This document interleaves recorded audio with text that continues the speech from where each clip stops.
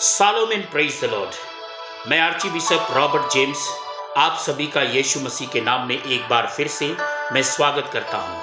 आज बहुत ही खास विषय मैं आप तक पहुंचाना चाहता हूं और ये विषय एक सवाल से शुरू होता है और सवाल ये है कि क्या माता मरियम पवित्र आत्मा से भरी थी?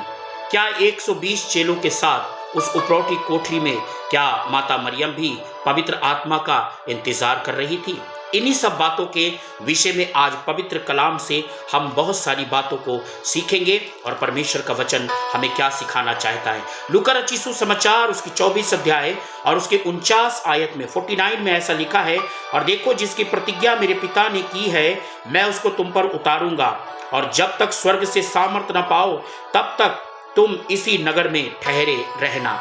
यहाँ पर किसकी प्रतिज्ञा कर रही है? यीशु मसीह कहते हैं कि जिसकी प्रतिज्ञा मेरे पिता ने की है जब तक तुम उसको ना प्राप्त करो तुम यरूशलेम में ठहरे रहना, इसी नगर में रहना। मेरे प्रियो, वो प्रतिज्ञा योएल नबी की पुस्तक उसकी 2 अध्याय के 28 पद में मिलता है। वहां पर कहता है, मैं अंत के दिनों में अपना आत्मा सब प्राणियों पर उंडेलूंगा। यहाँ पर पवित्र आत्मा की बात हो रही है।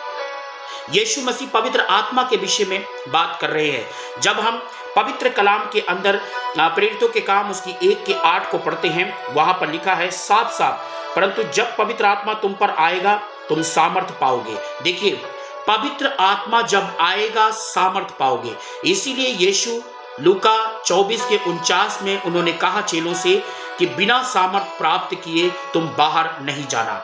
आज दुनिया के अंदर माता मरियम को मानने वाले बहुत से लोग पाए जाते हैं। मैं उनसे एक बात को कहना चाहता हूं, माता मरियम को मानने के साथ साथ जिस प्रकार से माता मरियम के जीवन में पवित्र आत्मा आए थे, क्या आपके अंदर पवित्र आत्मा है?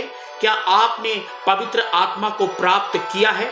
मैं आपको बताना चाहूंगा कि जब 120 लोग पवित्र आत्मा के लिए उपरौठी कोठरी पर प्रार्थना कर रहे थे तो क्या वहां पर माता मरियम भी शामिल थी? आइए पवित्र कलाम से हम इस बात को देखेंगे। प्रेरितों के काम उसकी 1 अध्याय और उसकी 12 से लेकर और 14 आयत तक जब हम पढ़ेंगे, लेकिन मैं आपको 13 और 14 पढ़कर सुनाऊंगा। जब वे वहां पहुंचे तो उस अटारी पर गए जहां पतरस और यूहन्ना और याकूब और अंद्रियास और फिलिप्पुस और थोमा और बरतुल्मै और मत्ती और हल्फई का पुत्र याकूब और समोन जेलोतेस और याकूब का पुत्र यहूदा रहते थे। तब वहां लिखा है, ये सब कई स्त्रियां और यीशु की माता मरियम और उसके भाइयों के साथ एक चित होकर प्रार्थना कर रहे थे। देखिए, और 15 में लिखा है, उन्हीं दिनों में पतरस भाइयों के बीच में जो 120 व्यक्ति के लगभग थे खड़ा होकर उनके बीच में प्रचार करने लगा। मेरे प्रियो, जब 120 लोग पवित्र आत्मा प्राप्त करने का इंतजार कर रहे थे तो वहां पर पवित्र वचन हमें साफ साफ बताता है कि उनके साथ माता मरियम भी और उसके भाइयों के साथ में मिलकर और वो प्रार्थना में लौलीन थे, पवित्र आत्मा की प्रार्थना का इंतजार कर रहे थे। उसी के बाद पेंतीकुस्त का दिन आ गया। जब हम प्रेरितों के काम उसकी 2 अध्याय को पढ़ते हैं, वहां पर लिखा है, जब पेंतीकुस्त का दिन आया तो वे सब एक जगह इकट्ठे थे। एकाएक आकाश से बड़ी आंधी किसी सनसनाहट का शब्द हुआ और उससे सारा घर जहां वो बैठे थे गूंज गया, और उन्हें आग की सी जीवें फटती हुई दिखाई दी और उनमें से हर एक पर आ ठहरी।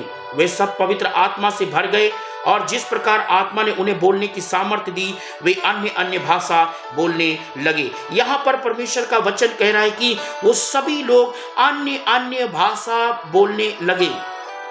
तो सवाल ये है कि क्या माता मरियम ने भी अन्य भाषा नहीं बोला होगा? बिल्कुल बोला होगा, क्योंकि वहां पर पवित्र आत्मा सबके ऊपर उतरा था।